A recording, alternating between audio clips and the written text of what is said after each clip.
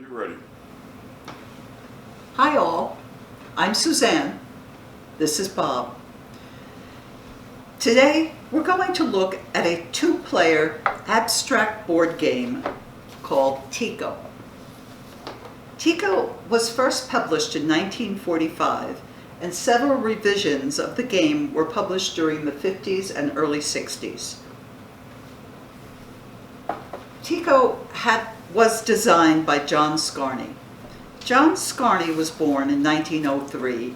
He was an American magician, author, and game designer who was particularly adept at playing card manipulation.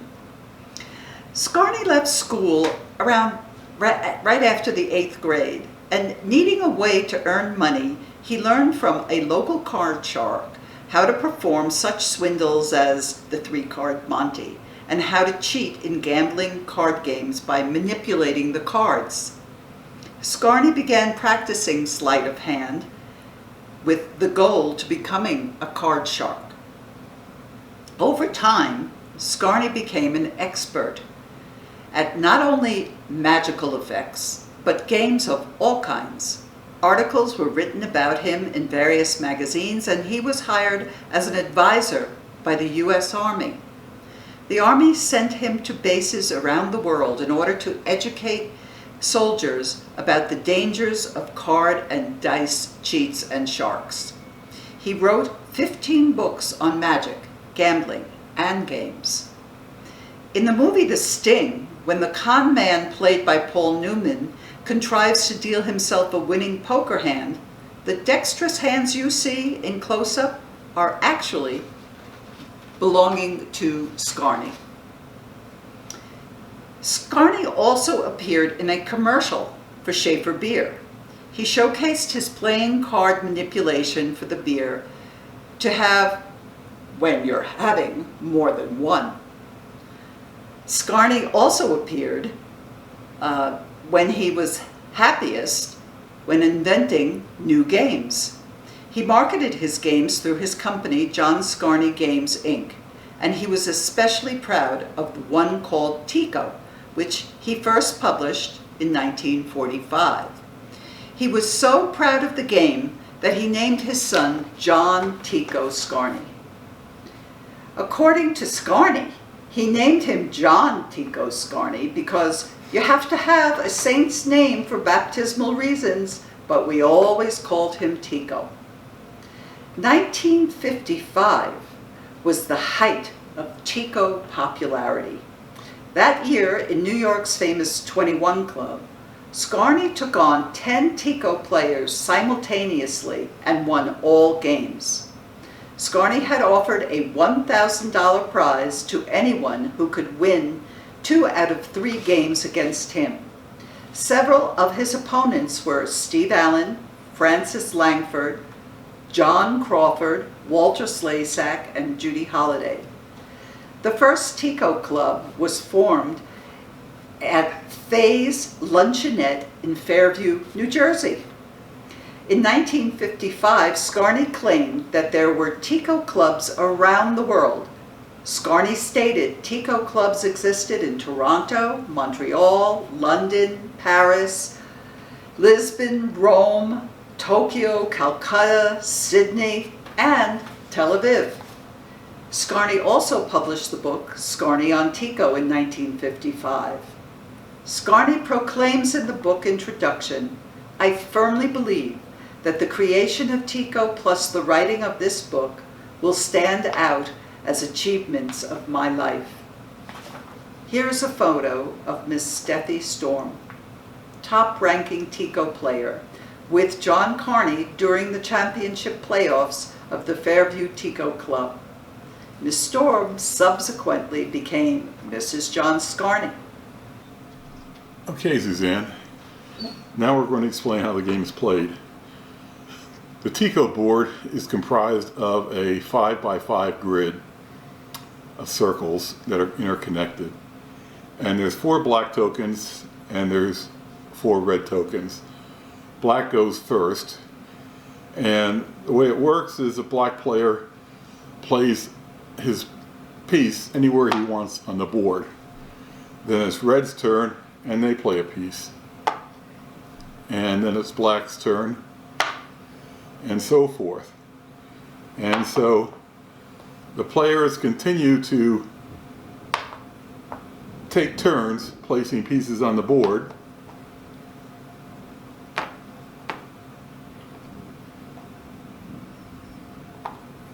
And if no one has scored 4 in a row, or a square of 4 touching pieces, so for example, if red had put a piece here, he would have won with 4 in a row.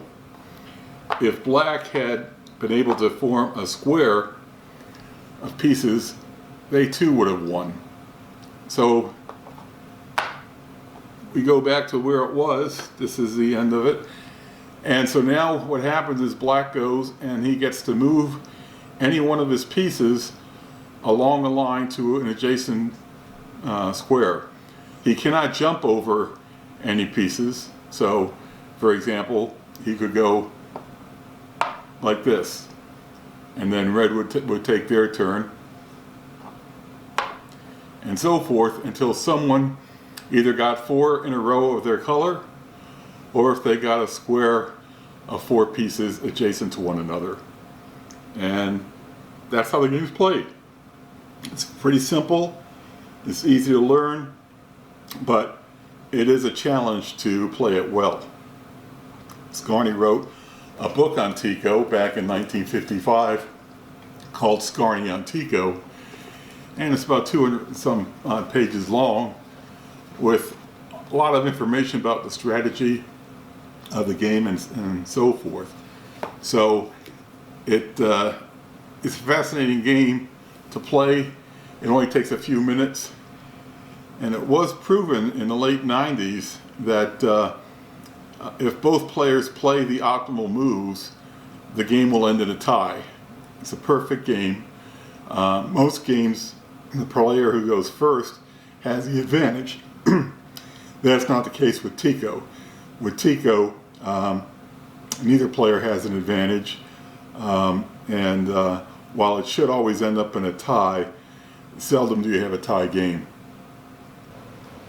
So Bob, what happened to Tico? Well, in the 1960s, Scarne found a firm in Mechanicsburg, Pennsylvania, which would store and distribute John Scarne's games.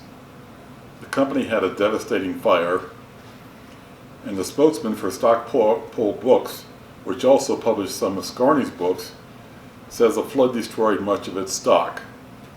The disaster meant the end of Tico. John Tico Scarne died of cancer in 1981 at the age of 26. His father, John Scarne, died 4 years later in 1985 at the age of 82 while living in Northbury, New Jersey. After John Scarne's death, his widow Steffi moved to Clearwater, Florida. Steffi kept the John Scarne Game Company in business. In an interview in 2001, Steffi Scarne talked about republishing Tico. She had had conversations with at least one big company about bringing Tico back. Steffi said, "They're interested, but when you tell them you want credit for it, they say, well, it's the policy of the company that it has to be a Milton Bradley game or a Parker Brother game. We don't care who invented it. This is going to be our game. And I want to promote it because it was John's creation. This is like his children." That's the way he thought of it. They can call it whatever they want to call it, or repackage it in any way they want to repackage it, or they can come out with a series of games if they felt like it. But would it hurt to put small letters on the box to say, created by John Scarne? Unless they want to do that, I just wasn't interested. Steffi Scarne died a few years ago in Clearwater, Florida. She was buried with John and Tico in New Jersey. After Steffi Scarne passed away, the game of Tico appeared in the marketplace. The game was called Zen Tico. It was a travel version of Tico, which also included playing pieces for a third player. I've not played the three-player version of Zen Tico, so I don't know if it plays well.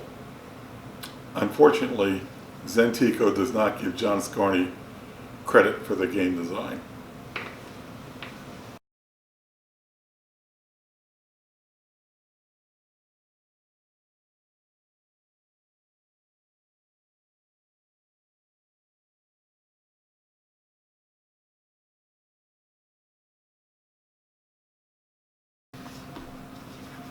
Well, Tico went through a number of rules changes over the years. It was produced for over 15 years.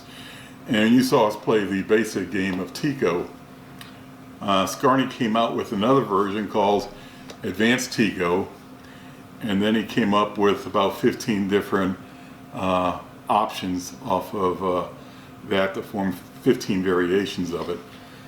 The difference between Tico and Advanced Tico is that the winning combinations are, instead of just having a side-by-side square like this as a winning one, you can have a 2x2 square, such as that, as a winning combination. Or you can do a 3x3, so a 3x3 square, or you can do the 5x5 square as a winner. So in standard Tico, there's 44 winning positions. When you play Advanced Tico, there's 59 winning positions. The main difference with Advanced Tico is with Advanced Tico, the first player can always win. So it is a first player advantage game, which is why I prefer to play the basic game of Tico, which basically is a fair game. Neither player has the advantage. So that's it. That's Tico. I think the game is worth picking up if you can find it. If not, you can make your own board and play it and have fun without the actual original board. Okay, well, thanks again for being with us. Thank you. And we look forward to showing you another game in the near future.